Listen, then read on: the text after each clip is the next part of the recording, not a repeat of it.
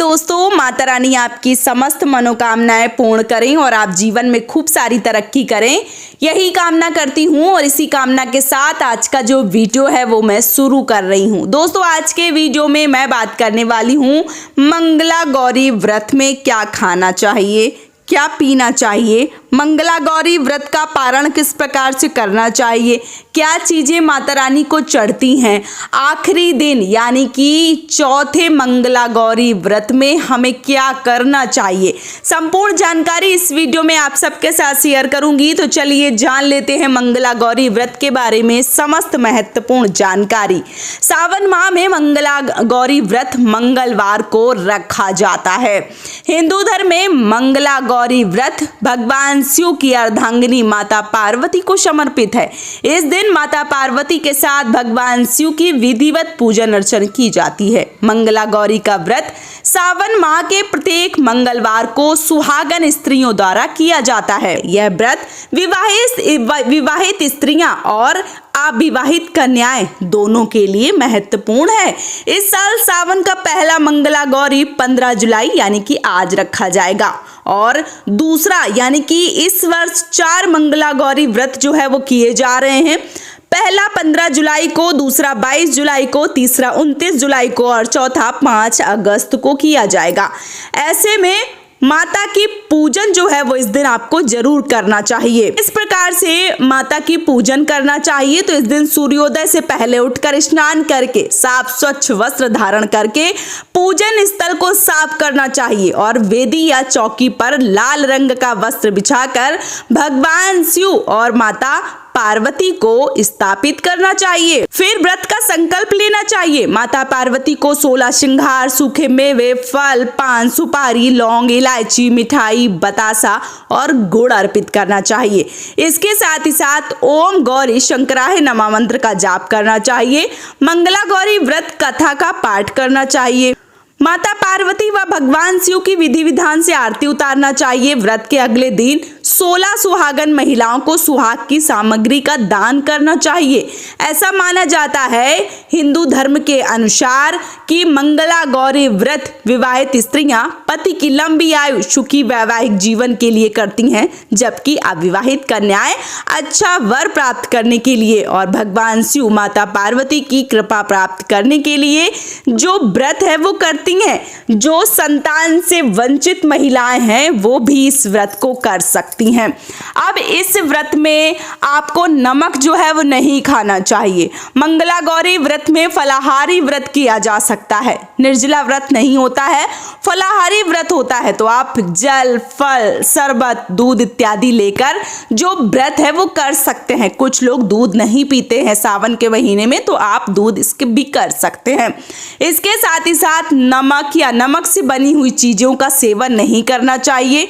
मंगला गौरी व्रत बहुत सारी महिलाएं करती हैं, लेकिन जो लोग सावन के सोमवार का व्रत करते हैं ऐसे लोग मंगला गौरी व्रत नहीं कर सकते हैं। और जो लोग मंगला गौरी व्रत करते हैं वो सावन के सोमवार का व्रत नहीं कर सकते हैं, क्योंकि एक व्रत को अगर हम करते हैं तो दूसरे व्रत का पारण जो है वो हो, मान लीजिए पहले व्रत का पारण ना हो पाए, दूसरा व्रत हम नहीं उठा सकते हैं। इसलिए एक व्रत ही करें, चाहे मंगला गौरी व्रत करें, चाहे आप सावन का सोमवार व्रत करें।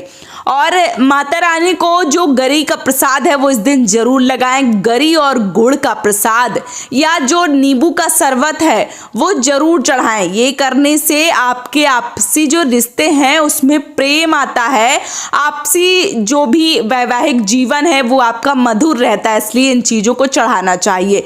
आखिरी दिन जब पूजा होती है मंगला गौरी व्रत, जब 5 अगस्त को आप करेंगे यानी कि लास्ट मंगला गौरी का जब व्रत होगा, तब आपको 16 श्रृंगार की चीजें और एक साड़ी या चुनरी जो है वो मंदिर में जरूर भेंट करना चाहिए। आप साड़ी अगर चढ़ा रही हैं तो साड़ी के साथ उसके और वस्त्र जैसे पेटीकोट, ब्लाउज, 16 श्रृंगार और जो भी प्रसाद दक्षिणा देकर किसी बुजुर्ग ब्राह्मणी को दान में देना चाहिए। जैसे उनका सुहाग इतनी मान लीजिए इतनी वृद्धावस्था तक रहा है, भगवान भोलेनाथ आपका भी सुहाग अखंड रखें, ऐसा उनसे जो आशीर्वाद है वो आपको जरूर लेना चाहिए और पूरी विधिवत रूप से व्रत करना चाहिए। व्रत के अगले दिन आपको स्नान ध्यान करके अच्छे से पूजा पाठ करने के बाद व्रत का पारण करना चाहिए। जब आप व्रत का पारण करें तो कोई भी नमकीन चीज खाकर व्रत का पारण नहीं करना चाहिए।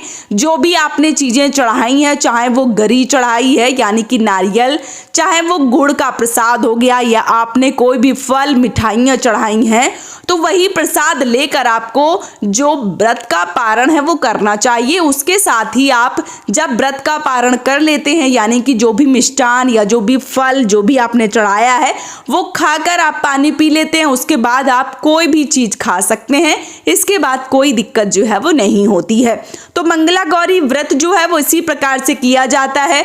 बहुत सारी ऐसी बहनें जिनके बहुत सारे तरीके से, जैसे शुगर हो गया या उनको बीपी की प्रॉब्लम है, तो बहुत सारी बहनों के ये भी प्रश्न आते हैं कि बिना नमक के हम व्रत नहीं कर सकते हैं। तो देखिए, वैसे तो इस व्रत में फलाहारी व्रत किया जाता है, लेकिन जो शरीर से सामर्थ्य हैं, जो बिना नमक के उनको चलना फिरना मुश्किल होता है, तो ऐसे लोग सेंधा नमक का प्रयोग कर सकते हैं, क्योंकि शरीर जैसा होगा हमें उसी प्रकार से कार्य जो है वो करने होते हैं।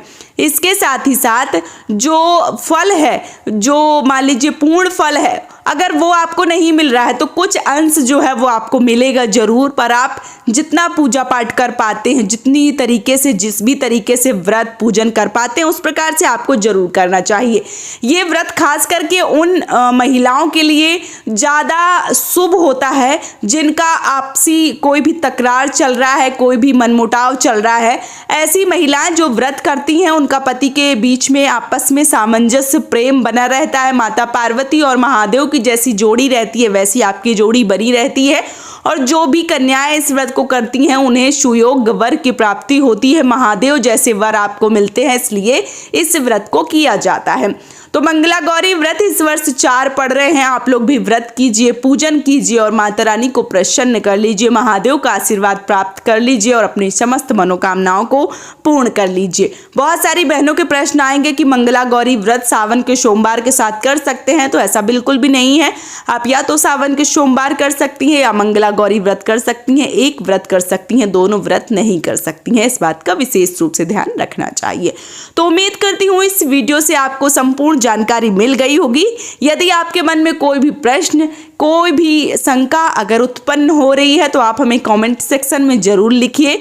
वीडियो पसंद आया है तो कमेंट बॉक्स में ओम नमः शिवाय जरूर लिखिए। आज का ये वीडियो मैं यहीं पे समाप्त करूंगी। बहुत जल्दी मिलूंगी एक और नए वीडियो, एक और नई जानकारी के साथ में। अगर आप भक्ति भाव से जुड़े या खाटू श्याम से जुड़े सभी वीडियोस देखना चाहते हैं, उनके बारे में जानकारी प्राप्त करना चाहते हैं, तो इस चैनल को सब्सक्राइब कर लीजिए। समय समय पे आपको संपूर्ण और एकदम सटीक जानकारी मिल जाएगी।